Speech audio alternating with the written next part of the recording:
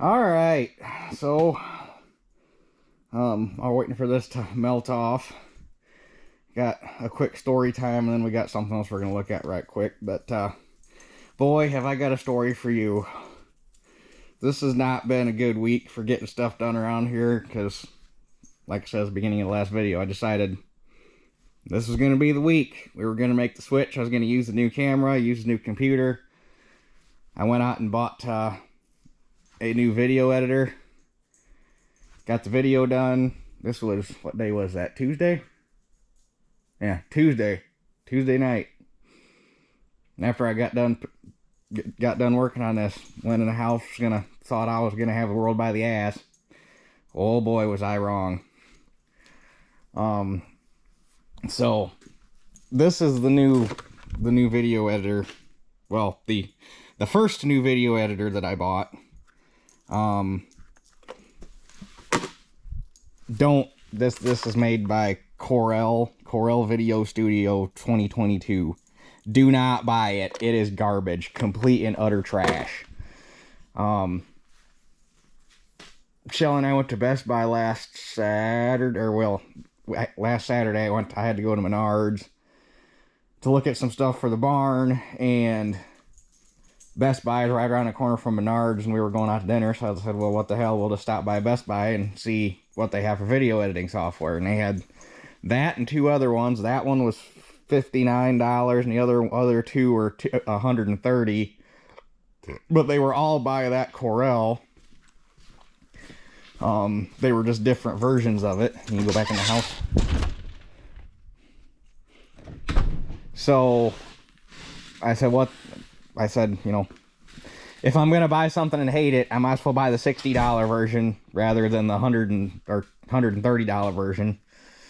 And boy, am I glad I only spent $60, because I got that. It was a 4-hour download, 4.5-hour download off the internet. Because basically, the only thing that's in that box is a card with the key, with the purchase key on it, and you go online and download it and type your key in, and it unlocks it. So I never did get anything done on it on Tuesday, because it took forever to get it downloaded and installed on the computer, and I finally left because I got tired of waiting. Wednesday I got here, and I sat in front of my computer for 5 hours trying to figure out how that software works. Finally got a video put together, and at that point I was so hot, it wasn't even funny. Finally got it figured out. Finally got a video put together. Went to save it. It saved at 26% and crashed. Luckily, I had saved it as a project file, so I closed the program, restarted it, loaded the project file back in, tried to save it again. 26% and crash. I did this half a dozen times, trying different things. Finally got online and started doing some investigating. Turns out most of the software from this Corel is known for crashing. That's what it does straight out of the box. It's junk. It crashes.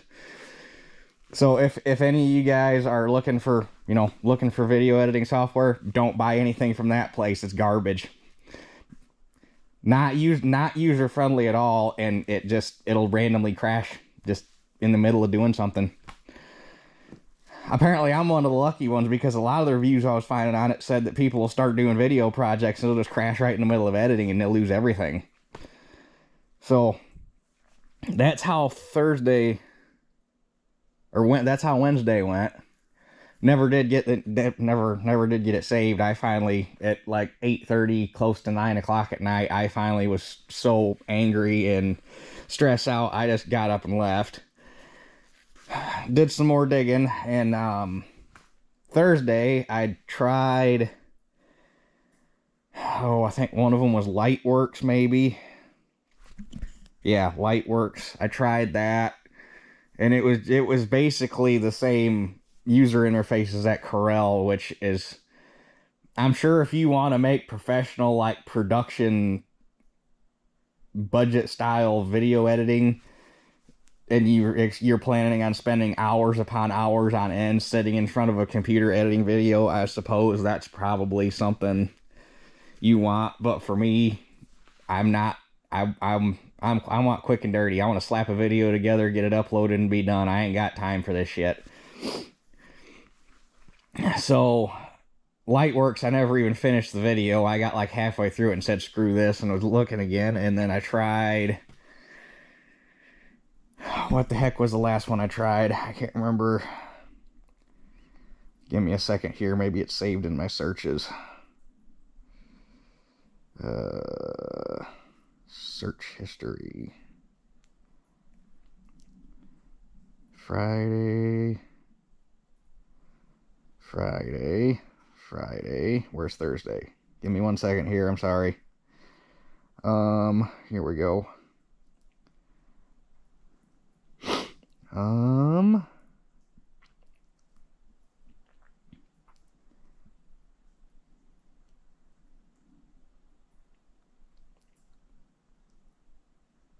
Shoot, maybe I was doing all that on the computer by that point. Either way, OpenShot maybe.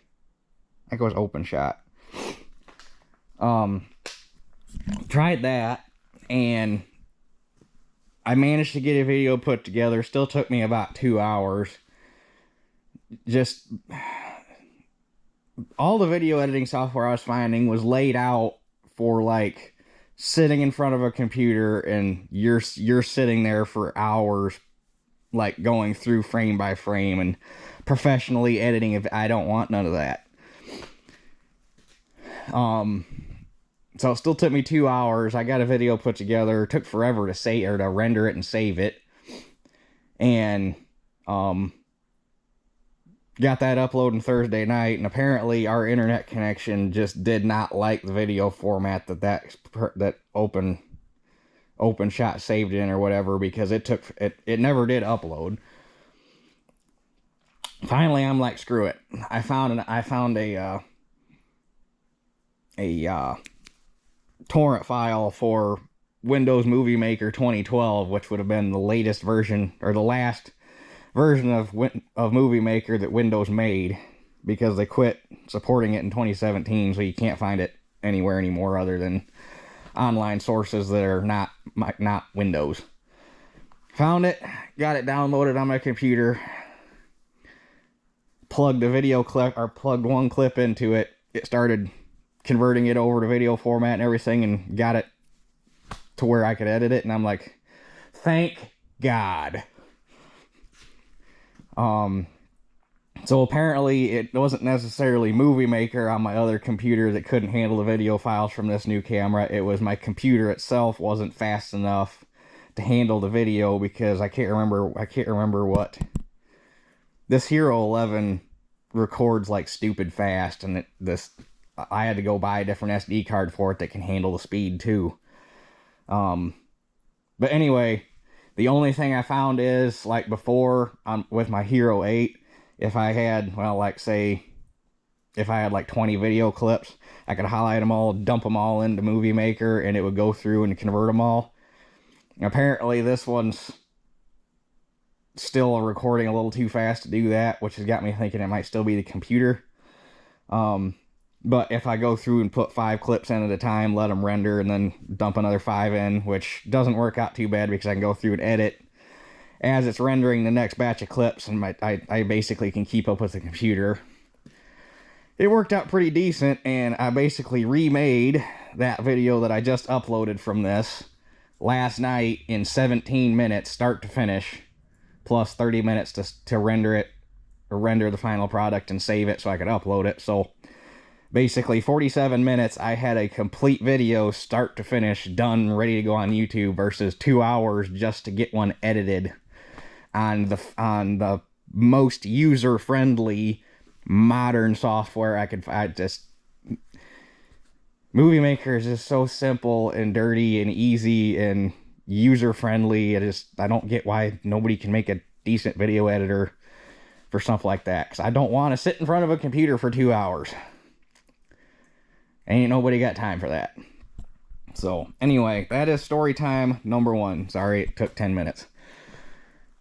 But I had to get that off my chest because, boy, I cannot even begin to describe how angry I was. Like, I was beginning to think, because if it was going to start taking me that long to put videos together, especially like shot videos, there's no way I'd be able to keep the decent upload schedule I got now between trying to work on equipment, work my job, farm, make videos. I ain't got time for that. I need to be able to get done here in the shop, go in the house, throw a video together in less than an hour, get it uploading so I can go home and get to bed so I can get up the next morning and do it all over again. There was no way.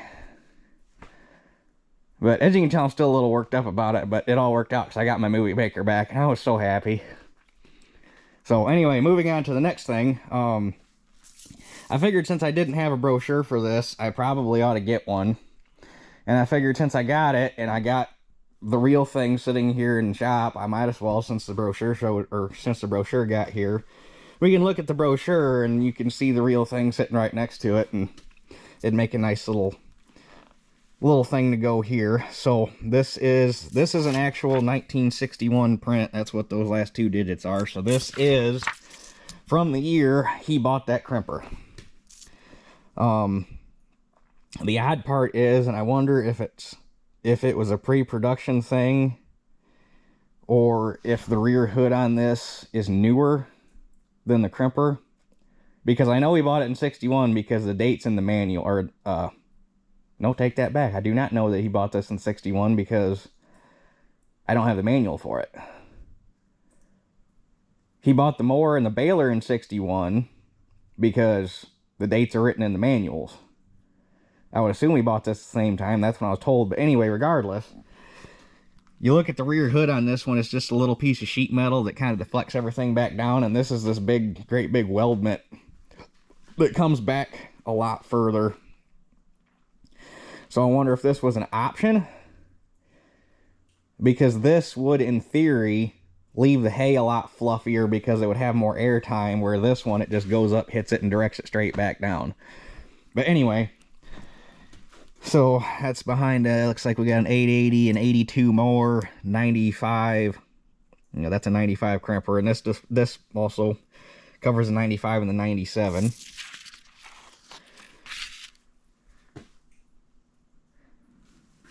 So what do we got for the new Model 95 crimper? 80-inch rolls, take a full 7-foot squat, large 15-inch wheels aligned with rolls, triple V belt, safety drive, cushion shock, adjustable hitch, individual compression springs, conditioner can be pulled directly behind mower or behind tractor, drive sections at both ends, which are these little nubbins that are bumped up on either side that maintain spacing between the rollers, so that you're not, because if they were intermeshing all the way down, you'd actually be cutting the hay instead of just crimping it.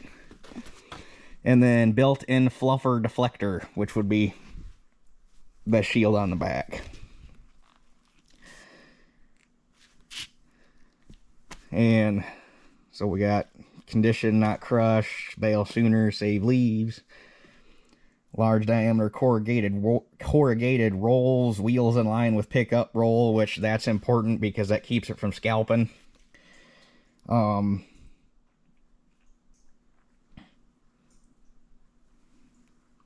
That looks like it's the same outfit that's on the front cover.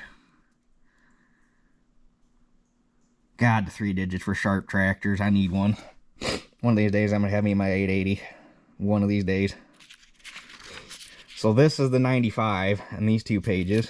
And then the 97. I have never actually seen a 97 in person. I've seen 95s.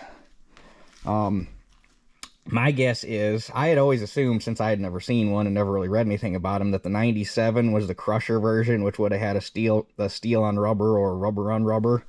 And this would be, the 95 would be steel on steel. That is not the case. Basically, the 97 was the deluxe version of the 95. Where the 95 has cranks for your height, belt drive, no slip clutch, basically plain Jane bare bones. The 97 hydraulic lift, safety slip clutch, which you get right there, and chain drive. So the 97 is basically the deluxe version of the 95, which basically gives you hydraulic lift, and safety clutch on the drive line, and chain drive, which is going to be more positive. So there's the difference between the 97 and the 95. Apparently they both use steel rolls. It's just the 97 was fancy. And my guess is the reason you don't really see many Oliver crimpers to begin with, but my guess is the reason there's probably more 95s around than 97s is because most guys were like, well, we're just making hay, we don't need to spend all the money to buy all this extra stuff, and we could just have this. And it'd be interesting to get a price sheet, because I'd be willing to bet that the 97 was probably only maybe $150 to $200 more, if that, for all that stuff. But back then, guys were like, we don't need all that. It would be nice to have this style shield, though, which they called these windrowing shields. Not that it would probably be too hard to make. I wish my neighbor across the street had a model. His was a 130. I think his was a 137. Which would have been the series that replaced these. There was a 37, which was the plain Jane, and then the 137. His had the windrowing shields on the back. And I wish I'd have known it, because I would have went up and bought it from him, but he scrapped it before I knew it was even gone. And that one, it seems like that one was a steel on rubber roll. Because I thought that's why he scrapped it, was because the rubber roll was junk.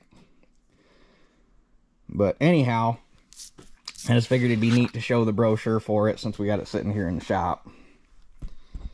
So now that we've wasted 17 minutes of your time, I apologize. We're actually going to get to doing something here.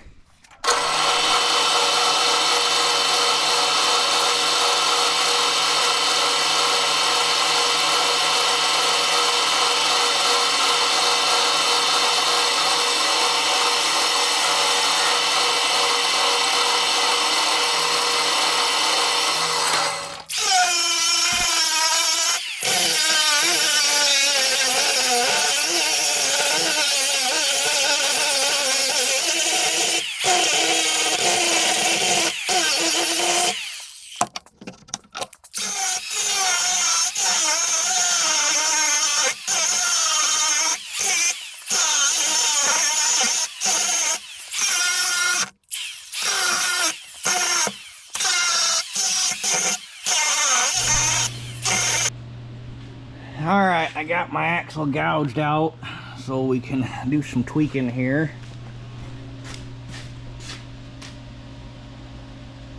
So hopefully the tire gives me enough leverage, because otherwise I gotta take the tire off so I can get a crescent wrench on it and then keep taking the tire off and on to do it. Oh, you're not gonna let me do it, are you?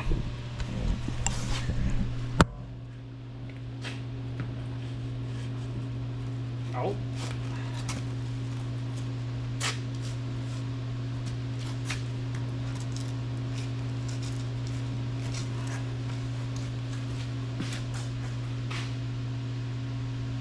Okay, that's got it more straight up and down.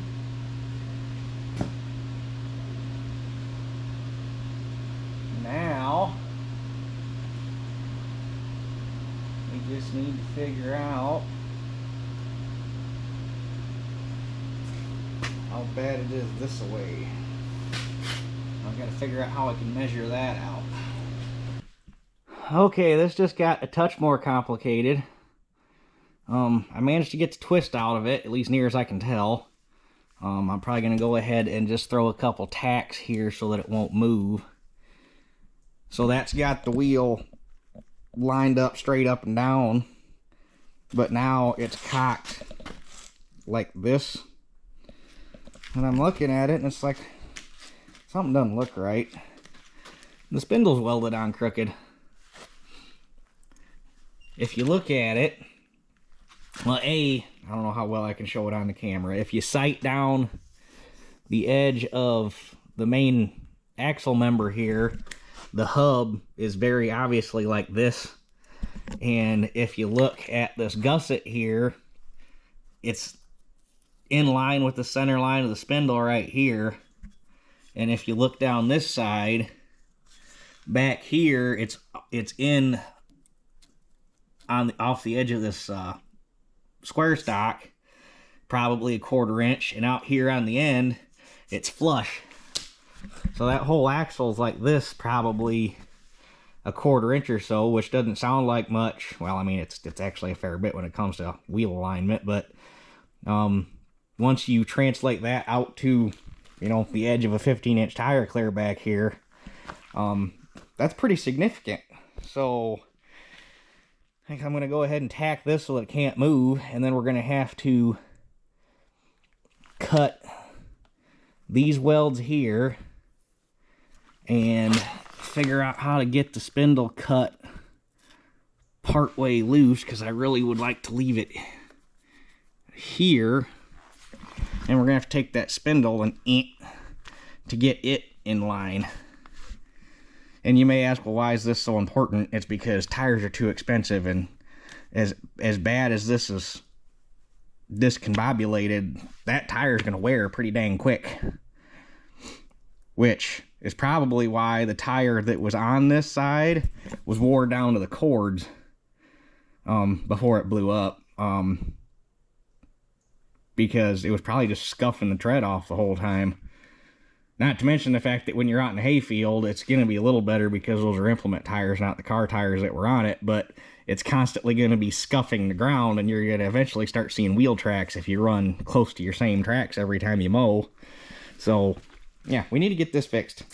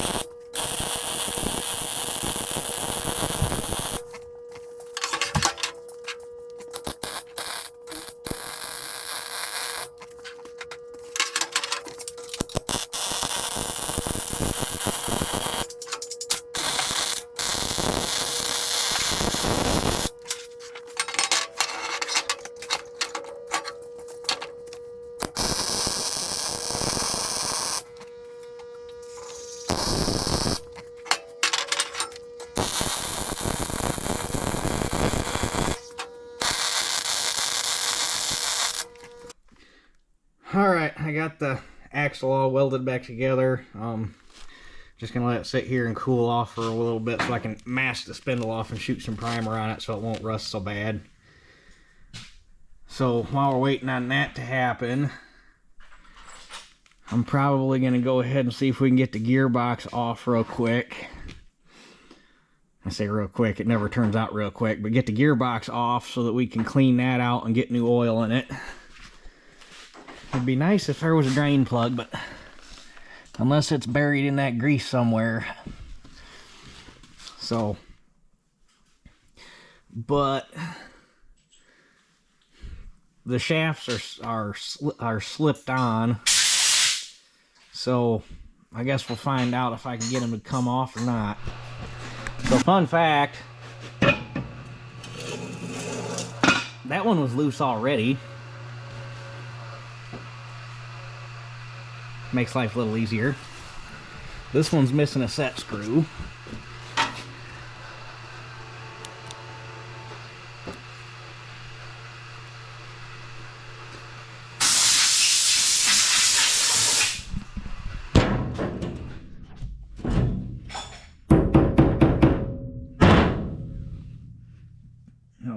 screws cracked. This could be interesting.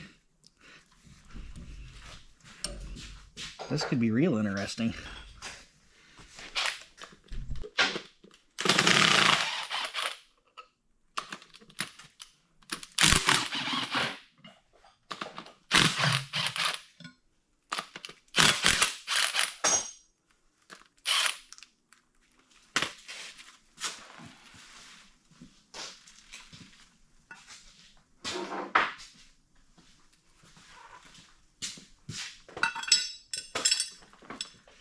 Luckily, it doesn't appear that it ever had water in it.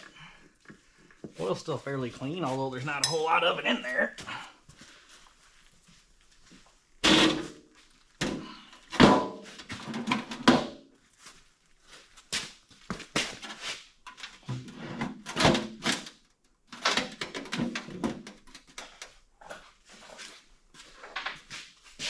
Actually, that oil's really clean. So I'll let that sit there and drain for a little bit, and I'm gonna go ahead and get that axle painted and get that side, or well, get primer on it. I ain't gonna bother painting it, but get that other side of the machine put back together real quick. Okay, I couldn't prime that axle because we don't have any red oxide primer and we don't have any good green paint, so waiting on that. I got a can coming, should be here. Mom and Shelly are out shopping, so they were going to bring me a can, so I don't got to waste time going and getting it. But while I'm waiting, or while we're waiting for this to drain out some, been working on getting these drive shafts whipped into shape. I have to chase this hole because the set screw is missing, and focus, damn it, it's not going to do it. Something doinked that at some point and rolled the tops of the threads in. Well, obviously can't get in there and chase it while it's on there. I mean, I probably could if I could find a bottoming tap, but I'd rather get it off, trace it out, clean the shaft up, get some anti-seize on it, and get brand new set screws in it. So, on the other shaft, an air hammer drove it off, so hopefully we get lucky twice. Let me grab a glove so that I can...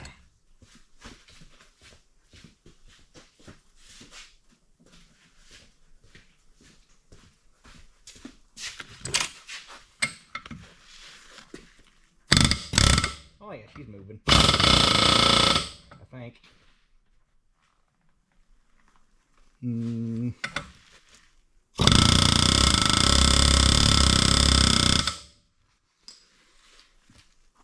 Okay, she is not moving.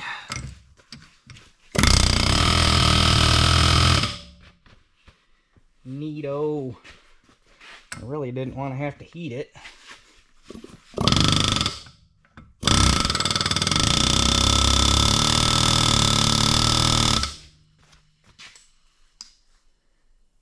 But that might be what it comes to, because since that set screw was gone, water sat down in that keyhole, and she's pretty scuzzy. Nothing a little heat couldn't fix, plus there was something hung up inside the set screw hole that eventually came out halfway off the shaft. Don't know what it was.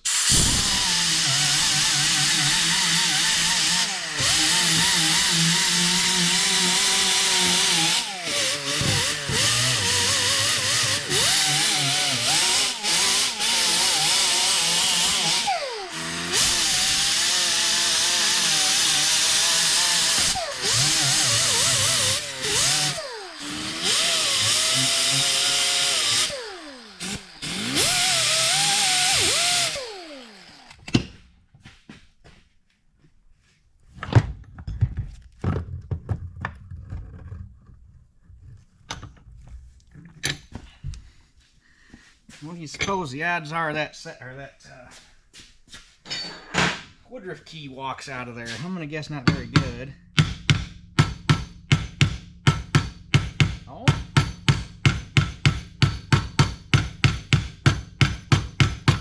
It does move.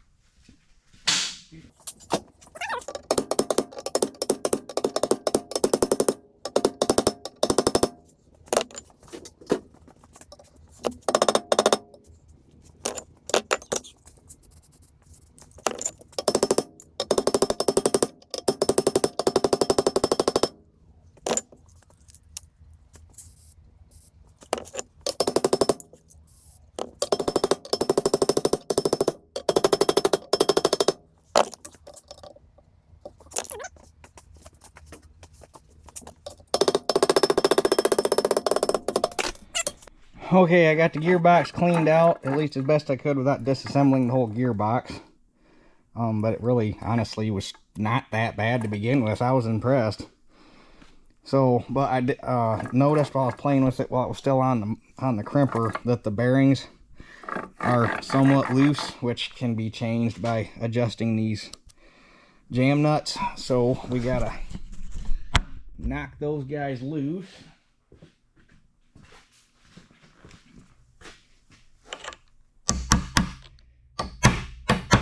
If they'll go. Knocking that way. Put it's this, or do I just wait till it's on the? Might be better off to wait till it's back on the crimper, and then we got the drive shaft to hold on to. That might be the better route. Okay, I got the drive line put back together, so now that we got something to hang on to, let's see if we can get this thing to come loose.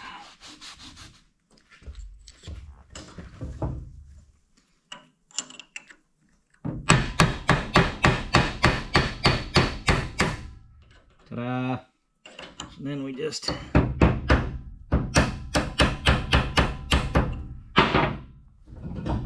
snug this up.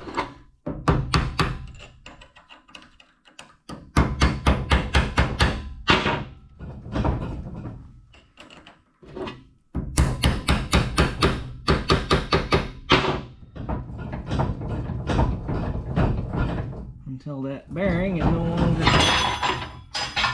slipping on the shaft, which is what we want. Give her a little bit more of a love tap just for good measure.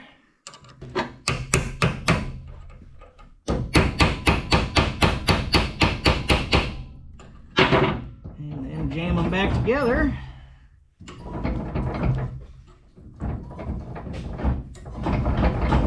And we're good, because the last thing you want is that bearing spinning on the shaft and eating the shaft up. Now I should note, it is most likely they are also using these nuts to set the bearing preload. As in, because if I had to guess, this has probably got two cone bearings in it, one facing, or one cone to that way and one cone to this way. And they squeeze them together to set the bearing preload, and this is probably part of the adjustment. So you've also got to be careful not to go too tight and get the bearings too tight, because then they'll run hot. That being said, the way it was, with that bearing just spinning there willy-nilly, there was no bearing preload, so you had to tighten it up anyhow. And it still feels pretty decent, so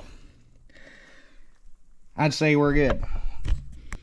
Now, real quick, we got to make a new gasket so we can put oil back in the gearbox. Luckily, we had some cork, which is what the old gasket was made out of. Well, I don't know if somebody will see this pencil on there.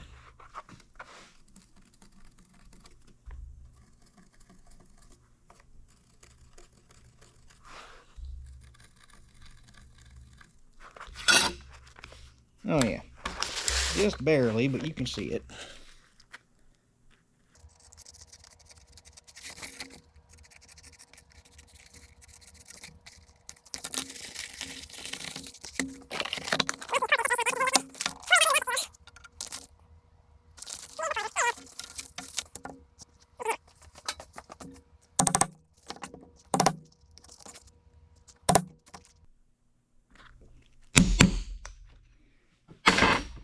Now we'll just kind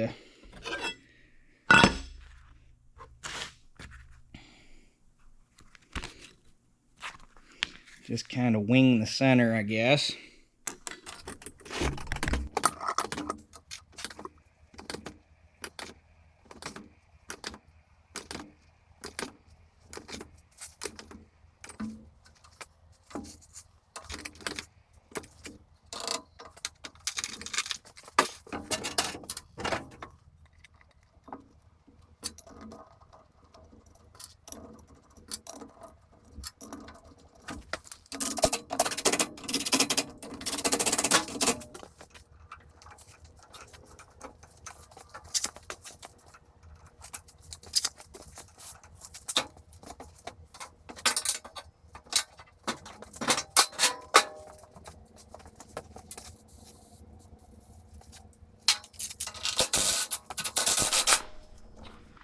Well, I think I'm going to have to get some different belts.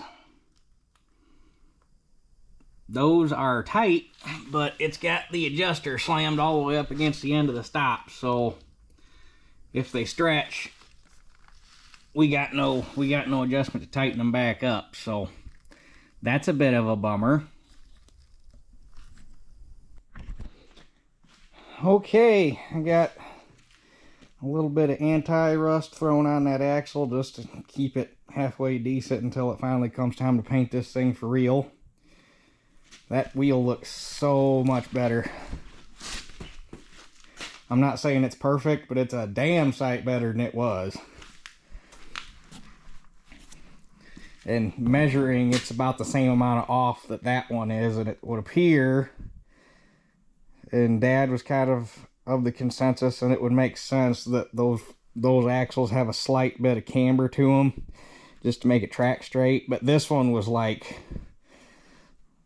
rant. So now it's a lot better than it was, and by all rights probably could have ran it today if I had belts that fit right. I mean, these were tight enough I could have ran it, but then it's kind of hard to take them back when they got a bunch of scuff marks in them from running. So I'm hoping I get lucky tomorrow, and the Napa main store is open on Sunday. I'm hoping they have some these are 58s. I'm assuming it's probably 57s ought to do it, I would think. But I'm also hoping I get lucky and my manual showed up today, and when I get home, and if they do, hopefully they got the belt length in the parts manual I bought, which now I'm glad I bought it. So the only thing I got left to do is get belts on it. I gotta fix some cracks in this deflector real quick, which won't take much. I'm probably gonna weld the cracks shut and then weld washers over them to reinforce it. And I'm gonna also repack the wheel bearings while we're working on it, but I gotta get new seals before I knock them apart, so I want to be able to just take them apart, put them right back together. Luckily the seals had numbers on the outside, so I can use those. So anyhow, I guess we will probably, with any luck at all, I mean, regardless, I got to work on it a little bit tomorrow and I'll get this deflector fixed to finish up this video. But with any luck at all, I'll be able to come up with 3 belts tomorrow and we'll be able to run it. So I guess with that being said, we'll catch you guys tomorrow. Okay, we will see the old girl run today, although not right away. Teeter Pup and I spent about 2 hours, well, I should say wasted 2 hours this morning, driving around looking for belts because it's Sunday. And Rural King carries, they're not Gates, I can't remember what brand they are, but they carry regular black V belts. I was worried I was going to end up with like those blue cloth covered like lawnmower junk belts. And Rural King does carry actual like black equipment style V belts. Hold on, it sounds like somebody just pulled in. Sorry about that. So anyhow, Rural King has that style belt. However, whoever this son of a Buick.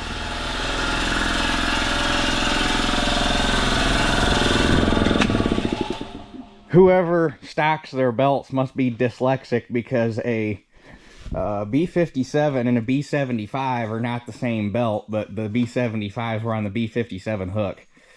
And the B75s were also on the B75 hook. So, and TSC is just about worthless for anything farm related anymore. If it's not a lawnmower, they don't have a belt for it. Auto part stores are just about useless. Although O'Reilly's, they usually always come through. I like O'Reilly's. Usually if they don't, well, they're usually a lot better stocked than Advance and AutoZone, which I hate AutoZone. And generally if they don't have it, they can get it a whole lot faster than anybody else. So they had one B57 in stock, and they could get me 2 more at 3 o'clock this afternoon. So we'll have all the belts, just gonna have to wait till this afternoon. But anyhow, gonna take this guard off and get it welded up real quick, which shouldn't take that long. So we will. Wouldn't surprise me if these bolts just. That's not a bolt. That's a bolt. That's a stud. Interesting. Well, hopefully they don't snap off. I mean, the bolts I don't care about, but those. Definitely a stud.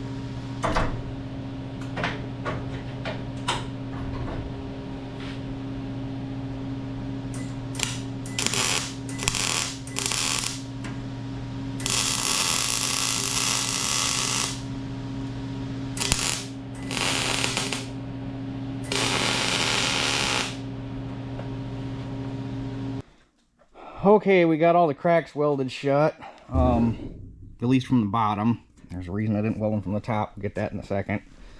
There was a crack right here. This weld had broke, and it must have been fluttering, and it cracked. There was a crescent crack right here, so I had to weld that up, and then I extended this weld and made it longer, which, get a coat of paint on it, get it shiny so that everything matches. You'll never, unless you're looking for it, you'd never notice that's there. So obviously this corner is a high stress point, judging by the fact that both sides are cracked here and they were completely broke away from the bolt holes. And my original thought was to weld a flat washer here. Well, I think since they're both broke out here through the bolt hole and right here, the better thing to do is going to be to see if we got some sheet metal and cut a plate, or a patch, whatever you want to call it, and weld in right here to reinforce this corner. And I think that'll just completely solve the issue. So I'm going to go down and see what we got for sheet metal, and we'll get some pieces made up right quick.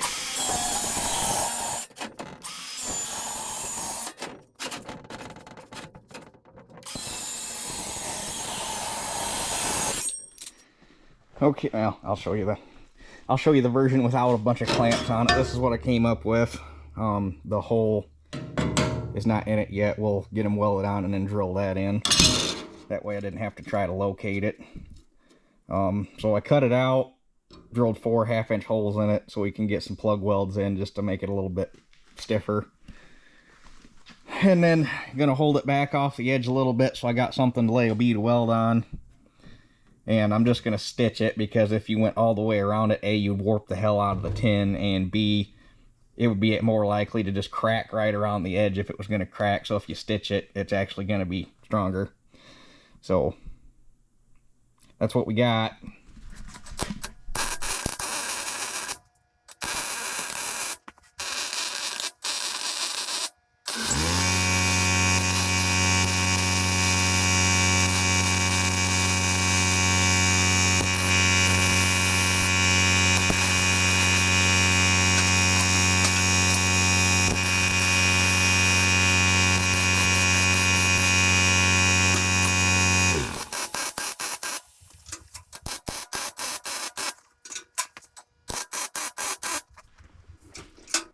Okay, that looks a lot nicer. I was going to throw some primer on it, and I was like, it's already one big ball of rust, so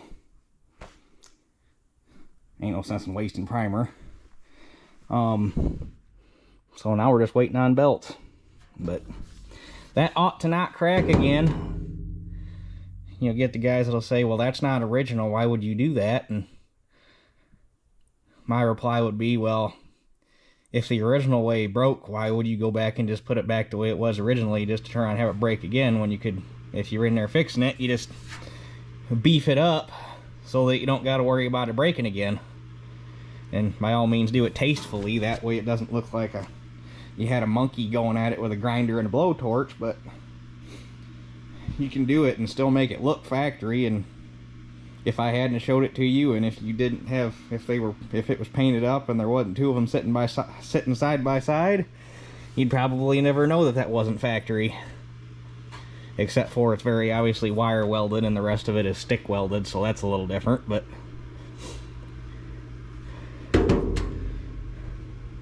so, and I was trying to figure out why they had, I was trying to figure out their mounting system here, because I didn't fully understand why they had pins on either side to make it relatively quick attached, and then they had bolts down the center to hold it in, and two different sizes at that. And then I got to thinking, I'll bet the way this worked, if you had the windrow deflectors in it, like what the brochure showed, they pinned on here and pivoted. These small bolts on the corners weren't used, and then your adjustment rods came and bolted here, and they were slotted, and you probably slid them and pinched them down, and that's how you adjusted the width of your windrow. I bet that's how that worked. I'll know more when I get the manual, but it would make sense as to why they, if that's what it was intended for, it would make sense as to why they did it the way they did it. So anyhow, just waiting on belts. Okay, I finally got 3 belts. The bullshit I had to go through to get these 3 belts, well, I'm not even gonna go down that road. We're not even gonna tell you the story. Long story short, I got them. It took me 2.5 hours more driving, or no, not 2.5, about 2 hours more driving around. It just, anyway, I'm gonna get these put on, get them tightened up. We'll go down and get to 66 and give this thing a test run. Okay, here's the moment of truth. I haven't fired it yet. As you can see, there's still stuff laying on the rollers, so if it's anything like the Ford crimper that the neighbor has, it's kind of loud with steel on steel.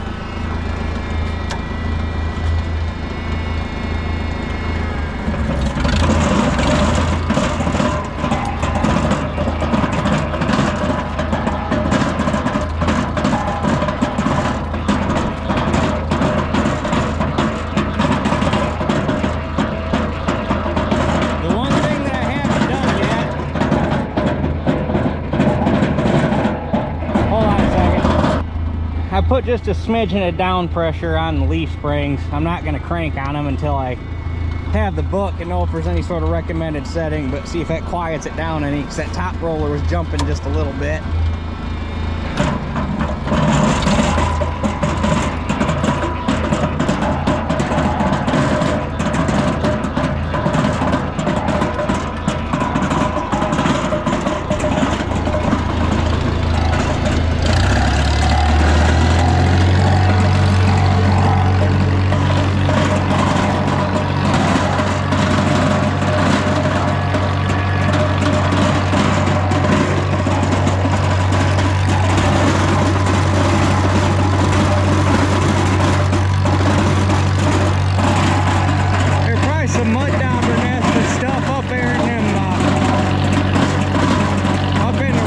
That's probably what's hitting.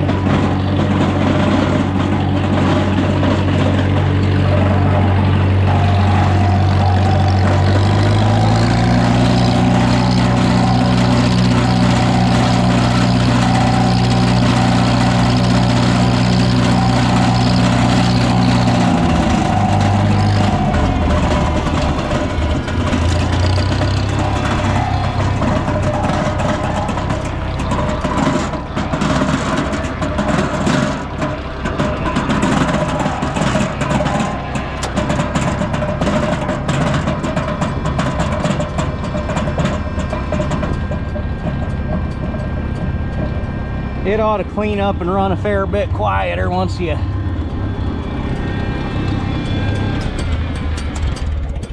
shut it off so we don't have any incidents.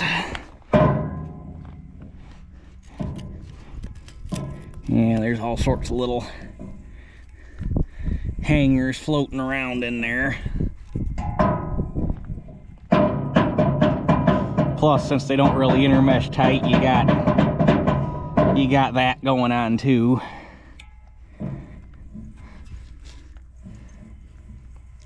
So get all the rust knocked off and get some hay running through it. And there was definitely some carnage went on there because it knocked off. Got 1, 2, 3, 4, 5. You got 5 flutes there that took a hit. Although it's weird that they're knocked off there and that's the side that the bearings blew up on.